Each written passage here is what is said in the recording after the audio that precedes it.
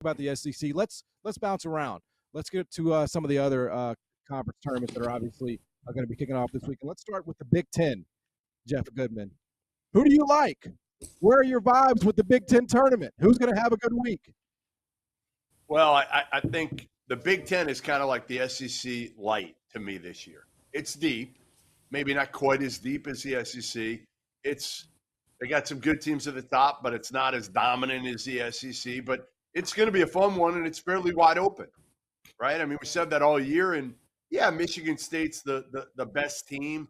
They have the best coach, but they can be beaten. They're not overpowering good. I think the biggest storylines, for me, that Iowa-Ohio State game is intriguing for me for a couple reasons. Number one, it could be Fran McCaffrey's last game as head coach of the Hawkeyes. And he's been there 15 years, and he's done a hell of a job.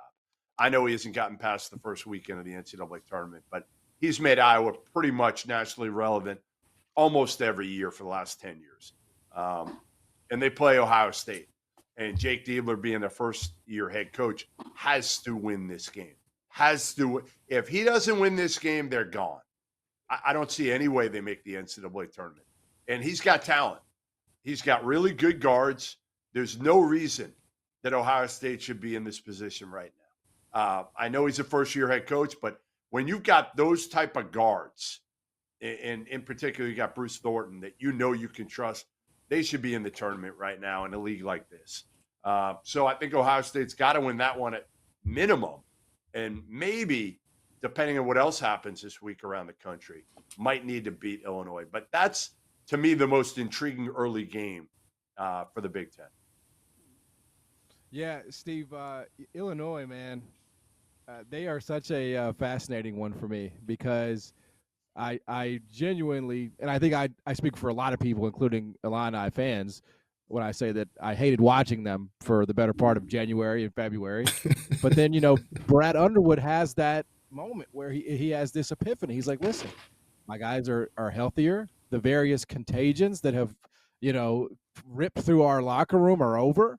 And I'll be damned. Look at them now. They've won 3 in a row. They obviously come back and beat Purdue and even cover the number there at home. So are you buying Illinois both in this tournament and for the NCAA tournament? I can't. I can't do it. I get it. They got things back on the track. They had the illness and everything, but I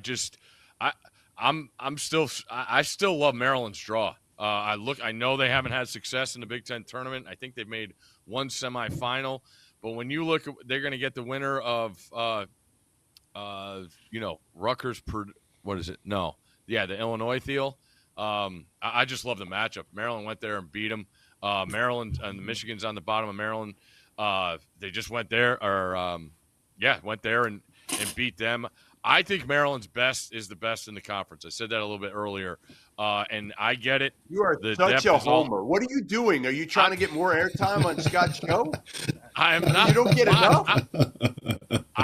Jeff, you know me. I would give it to him if I didn't like his team. I think they're tremendous, man. The issue, Michigan State, they didn't play great. One guy made 3-pointers for them. They lose by a 60-footer. I don't care about the bench, and we're in March.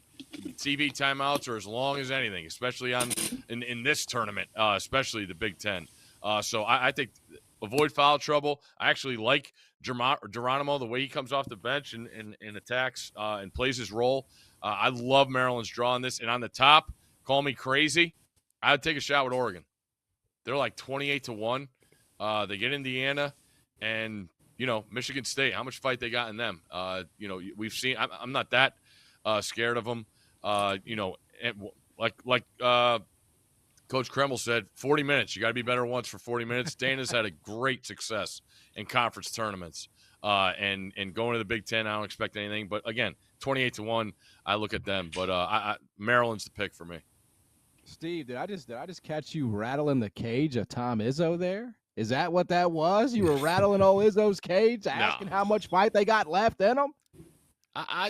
Their work is so done, and it's been great. I mean, that gauntlet they just ran through was as impressive as what anybody has done in that league The wild card to me is UCLA because I have no idea what to expect from them. Yeah, agreed. And I love that UCLA team. Jarrell, what about this field? Can you see Michigan State doing it like they did it in that 5-game span? Who do you think can emerge in this week?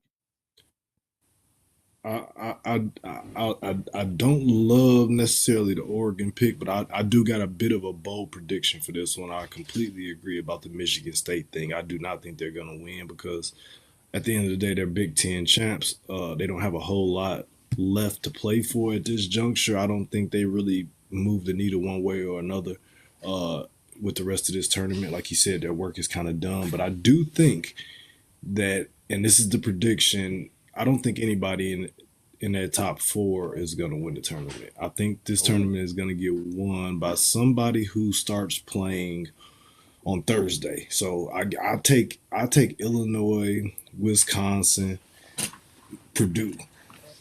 That would be my 3 to keep an eye on to possibly get hot and rattle off a couple wins, because all of those teams are going to be teams that these wins are going to be big for them as far as seeding and things like that. And they're obviously 3 teams I felt like were in the mix for the better part of the year, outside of Illinois when they had that stretch and they just fell off a cliff. But Purdue and Wisconsin were really good until they weren't, and were kind of in the mix all the way down the stretch until they let some games get away as well too. So that's my bold prediction. I think it's going to be somebody that starts playing on Thursday that's going to take this thing all the way. All right, there you have it. Marked and membered, Jarrell.